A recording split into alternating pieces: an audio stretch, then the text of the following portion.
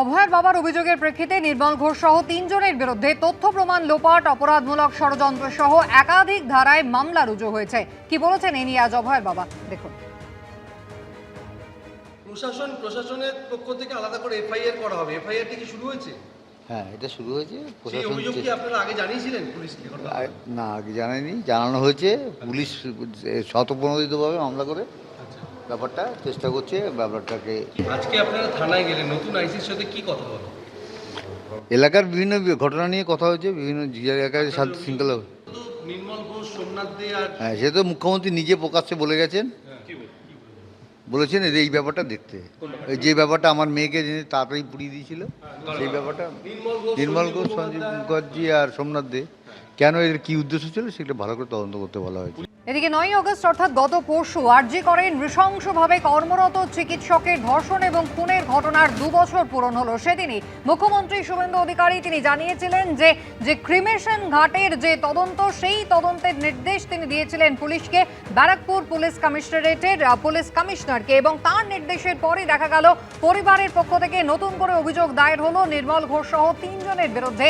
এবার নতুন এফআইআর করে তদন্ত শুরু। সরাসরি আবির দত্ত আমাদের প্রতিনিধি রয়েছেন আমাদের সঙ্গে। আবির, ইতিমধ্যেই আমরা জানি যে আদালতের নির্দেশে অর্থাৎ কোর্ট মনিটরড সিবিআই তদন্ত চলছে আরজি করের ক্ষেত্রে। সেখানে সিবিআই এর তদন্ত নিয়ে একাধিক প্রশ্ন, ক্ষোভের কথা জানিয়েছেন অভয়ার মা বাবা। আর এবার একেবারে পুলিশ তারা একটা নতুন জায়গা থেকে নিজেদের তদন্তের কাজ শুরু করছে।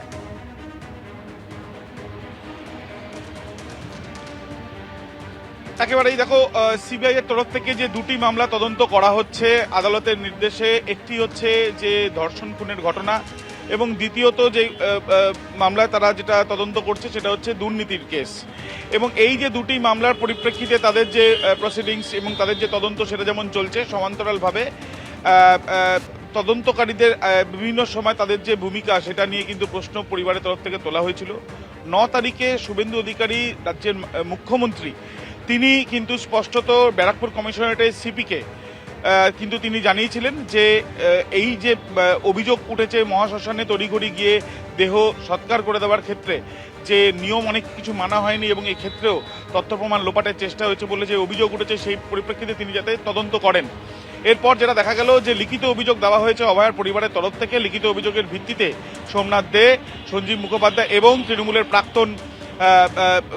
প্রাক্তন বিধায়ক নির্মল ঘোষ তাদের নামে যেমন অভিযোগ হয়েছে, তার সঙ্গে সঙ্গে আদার্স পার্টি ওয়ার্কার্স এই নামও কিন্তু রয়েছে বা এই কথাও লেখা রয়েছে।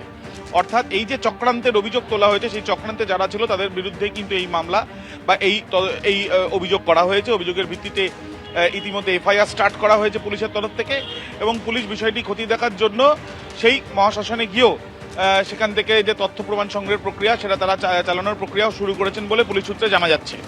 তোমায় জানি রাখি, এই যে অভিযোগ হয়েছে সেই অভিযোগের পরিপ্রেক্ষিতে দেখা গিয়েছে যে একাধিক ধারায় অভিযোগ আনা হয়েছে। সরকারি কর্মী তাদের যে কিভাবে সরকারি কর্মী নথি জালিয়াতি করা থেকে আরম্ভ করে রংফুল রেস্টেন্ট, এছাড়াও অপরাধমূলক ষড়যন্ত্র, সংগঠিত অপরাধ সহ একাধিক ধারায় মামলা কিন্তু রুজু করা হয়েছে। এই ক্ষেত্রে এখন দেখার বিষয়, পরিবারের তরফ থেকে আরও বেশ কিছু অভিযোগ রয়েছে এই সংক্রান্ত বিষয়, যেখানে তড়িঘড়ি অভয়াকে নিয়ে যাওয়া হয়েছিল এবং সেই ক্ষেত্রে নিয়ম মানা হয়নি বলে পরিবারের তরফ থেকে যেটা বলা হচ্ছে বা বারবার করে অভিযোগ তোলা হয়েছে। সেখানে তাদের এটাও অভিযোগ ছিল যে এই সমস্তটা করা হচ্ছিল যাতে তথ্য প্রমাণ লোপাট করা যায়। সেই ক্ষেত্রে তথ্য প্রমাণ লোপাটেরও অভিযোগ কিন্তু ধারা যুক্ত করা হয়েছে। এবং এখন দেখার বিষয়, পুলিশ এই সংক্রান্ত তদন্তে বা এই যে নতুন একটা এফআইআর হলো অভয়া কাণ্ডে, সেই এফআইআর এর পরিপ্রেক্ষিতে যাদের বিরুদ্ধে অভিযোগ নেওয়া হয়েছে তাদেরকে বিরুদ্ধে কোনো ব্যবস্থা নেয় কিনা, এবং তদন্ত এগিয়ে নিয়ে যাওয়ার ক্ষেত্রে পুলিশ কি ব্যবস্থা নেয় এখন সেটাই দেখার। একেবারে আবির, ধন্যবাদ। এবিপি আনন্দ, এগিয়ে থাকে, এগিয়ে রাখে।